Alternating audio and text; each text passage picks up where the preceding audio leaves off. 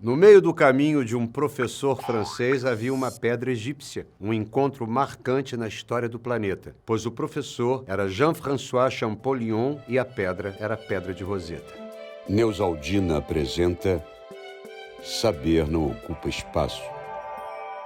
Quando se fala no Antigo Egito, a gente logo pensa em faraós, pirâmides, Cleópatra, hieróglifos ou hieroglifos, tudo isso que a gente conhece hoje em dia como parte da egiptologia. Essa civilização durou 30 séculos até cair sob domínio do Império Romano Cristão. Aí o imperador Teodósio I declarou o cristianismo como religião oficial, mandou destruir todos os templos pagãos e impôs o alfabeto romano. Os hieróglifos ou hieroglifos, que foram usados durante 3.000 anos, foram deixando de existir até que não havia mais ninguém que soubesse ler esse sistema de escrita. Aí entra século, sai século, passam-se 1.500 anos. Aí ficava todo mundo ali olhando para o papiro, olhando para aqueles monumentos, vendo aqueles desenhinhos e achando que era um bando de emoji. Ah, um urubu, uma cobra, um olho, uma vaquinha. Um conhecimento inteiro trancado, porque ninguém tinha chave para abrir o conhecimento. Até que entra em cena quem? Ele, Napoleão Bonaparte.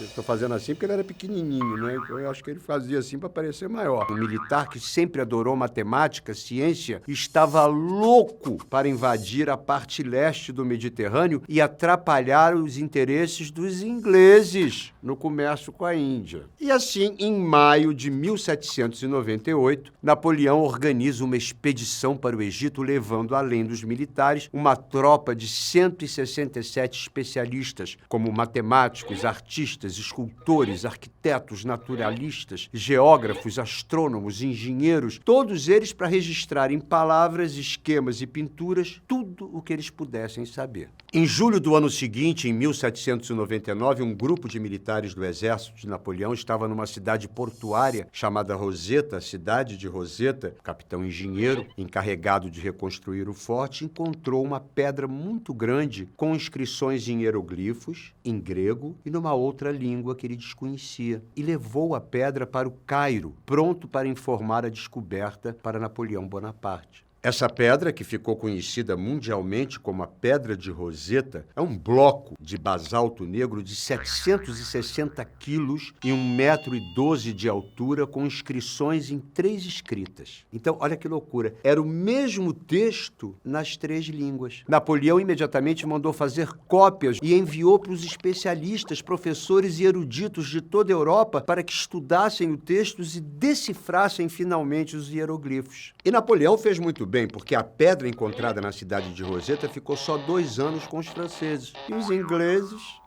se apossaram da Pedra de Roseta, que foi levada para Londres e exposta no British Museum em 1802. 20 anos se passam. Agora já estamos em 1822.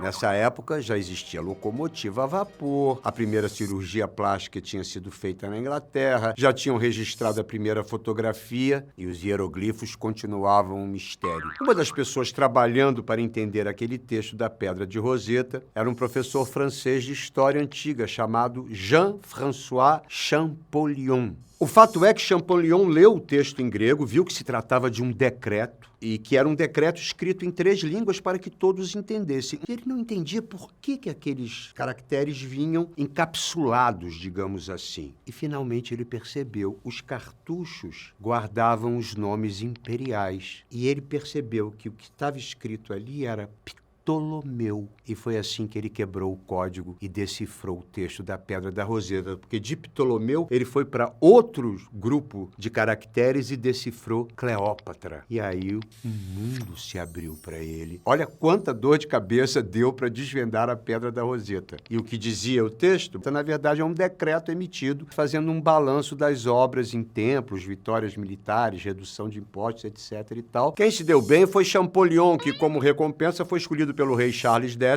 como curador da coleção egípcia do Louvre. A Pedra da Roseta está hoje no Museu Britânico, de onde se ausentou apenas por 2 anos durante a Segunda Grande Guerra, quando ficou escondida nos trilhos do metrô do serviço postal para não ser bombardeada. E é até hoje um dos itens mais visitados do Museu Britânico. É isso aí, minha gente. Saber não ocupa espaço. Um oferecimento Neusaldina.